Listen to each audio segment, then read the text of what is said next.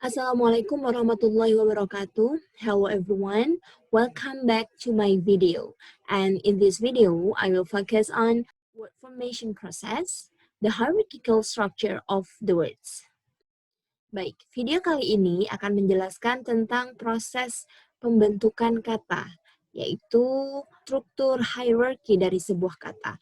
Dan ini adalah materi inisiasi kedua untuk mahasiswa PBIS, Universitas Terbuka, dan tentunya video kali ini insya Allah akan bermanfaat bagi mahasiswa program studi pendidikan bahasa Inggris yang sedang mempelajari tentang morfologi.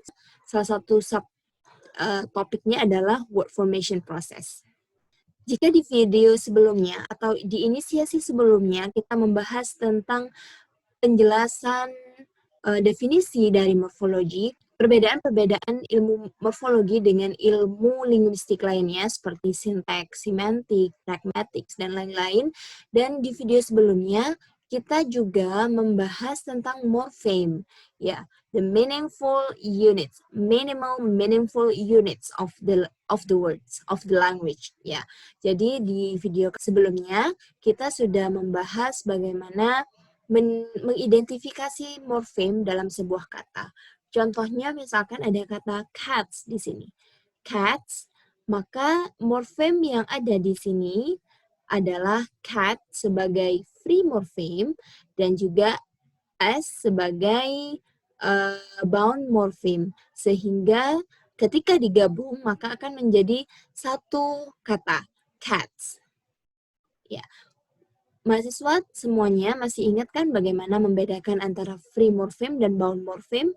Ya, bound morfem adalah morfem yang terikat atau morfem tersebut tidak bisa berdiri sendiri sebagai sebuah kata. Sementara free morfem ini adalah morfem yang bisa berdiri sendiri sebagai kata walaupun tidak ada morfem lainnya. Contoh berikutnya adalah kata teachers. Maka kata ini terdiri dari 3 morfem, yaitu teach, dan s. Teach sebagai free morfem, dan s sebagai bound morfem. Dan untuk video kali ini, kita akan membahas tentang proses pembentukan kata. Di sini ada beberapa proses yang bisa kita lakukan untuk membentuk sebuah kata. Yang pertama adalah affixation, acronym, blending, clipping, borrowing, compounding, and coinage. However, in this video, I will focus on affixation. Afiksasi atau imbuhan.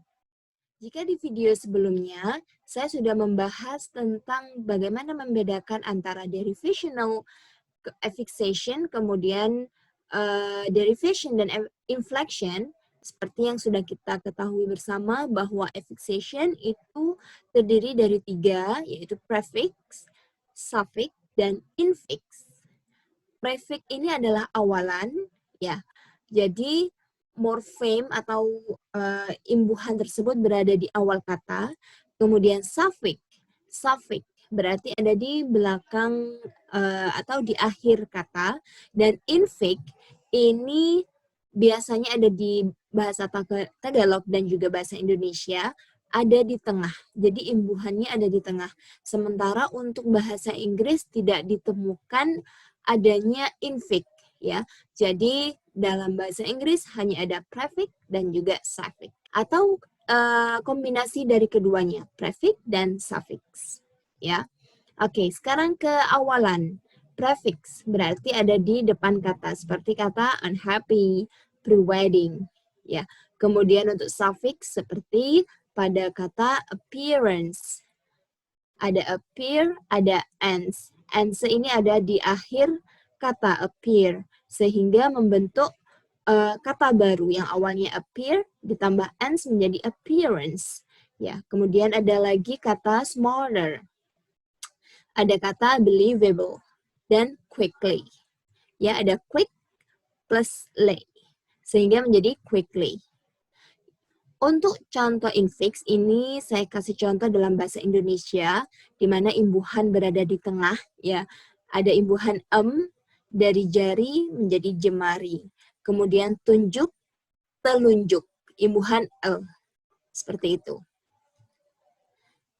Baik, mahasiswa sekalian, yang perlu kita pahami adalah tentang four major word classes, atau bisa kita sebut dengan part of speech dalam bahasa Inggris.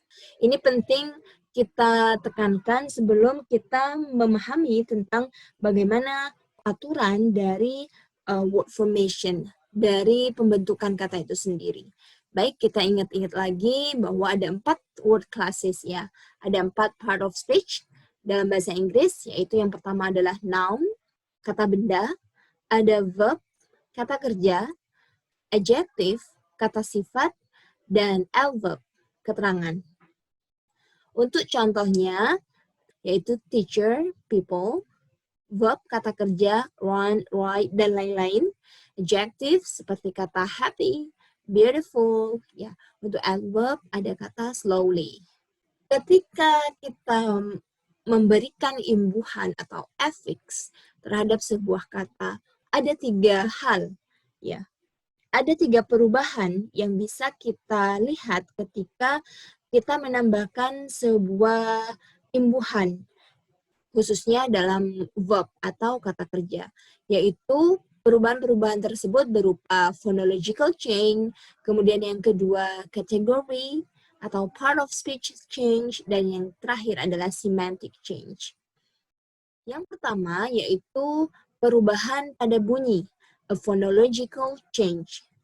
Saya kasih contoh, misalkan ketika kita menambahkan able, ini able adalah sebuah suffix ya. Able ditambahkan read ya, ini suffix readable, maka ketika kita menambahkan able, setelah kata tersebut akan terdengar bunyi bo, seperti itu. Readable. Contoh yang kedua, perubahan bunyi yang bisa terjadi adalah contoh pada kata kedua, decide, di mana bunyi terakhir dari ini seharusnya d, decide, ya, decide, bunyinya seharusnya d, tapi ketika mendapatkan suffix ion, ya, maka d di sini sudah berubah menjadi decision. Saya ulangi, phonological change, perubahan bunyi terjadi ketika kita menambahkan ion, ya, suffix ion pada kata decide, maka ketika ditambahkan menjadi decision. Kemudian kata berikutnya adalah relate, di mana akhiran dari bunyi ini seharusnya d, namun ketika ditambah ion, suffix in, maka ini menjadi relation. Dari d menjadi shen. Itu adalah perubahan bunyi yang terjadi ketika kita menambahkan suffix, khususnya derivational suffix. Kemudian perubahan kedua yang terjadi adalah kategori atau perubahan part of speech. Contohnya adalah ketika kita menambahkan able pada verb, maka kata yang akan ditimbulkan adalah adjective. Bisa disimpulkan bahwa semua kata kerja yang ditambahkan able maka akan menjadi adjective. Contoh yang kedua, decide, ya, di mana decide ini adalah sebuah verb, maka ketika ditambahkan ion, maka ini menjadi decision, menjadi kata benda. Ya, jadi dari sini kita bisa melihat bahwa imbuhan-imbuhan atau suffix ini bisa merubah part of speech dari kata sebelumnya. Kemudian perubahan yang ketiga adalah semantic change atau perubahan makna. Salah satu contohnya adalah ketika kita menambahkan able pada sebuah x ini adalah katanya, kata tersebut ya, maka maknanya akan berubah. Contoh, breakable, awalnya break, mematahkan, breakable, able to be broken, movable, able to be moved. Maka secara semantik adanya suffix ini merubah, ya, mengubah makna sebuah kata. Contoh yang kedua, misalkan kita menambahkan pada kata kerja. Teach di mana maknanya sebelumnya adalah mengajar, maka ketika ditambah menjadi pelaku, ya kan? Menjadi orang yang mengajar. Seperti itu. Dan ini juga berlaku untuk imbuhan-imbuhan yang lain sesuai dengan makna masing-masing. Baik, mahasiswa sekalian, ini sudah saya sertakan beberapa English derivational affixes, ya, imbuhan derivation dalam bahasa Inggris. Jadi secara simpel bisa kita simpulkan bahwa able ini mengubah verb menjadi adjective. Atau secara singkatnya, ketika verb ditambah able, maka menjadi adjective. Ketika verb ditambah Asian, maka menjadi noun. Ketika verb ditambah er, maka menjadi noun. Contohnya worker, teacher. Ya. Affix ing ini bisa mengubah verb menjadi noun, bisa juga mengubah verb menjadi adjective. Dan ing ini, selain derivation, ing ini juga menjadi imbuhan inflection, ya kan? Karena tidak mengubah kelas kata. Misalkan untuk progresif atau present continuous, ya kan? Jadi di imbuhan ing ini tidak mengubah kelas kata. Tapi pada derivation, imbuhan ing ini bisa mengubah kelas kata dari verb menjadi noun atau verb menjadi adjective. Kemudian yang selanjutnya adalah ion, verb menjadi noun. Misalkan decision, protection. Ada if, active, act ditambah if menjadi active. Imbuhan ada suffix men dari verb menjadi noun. Agreement, development, ada all, noun menjadi adjective. Natural,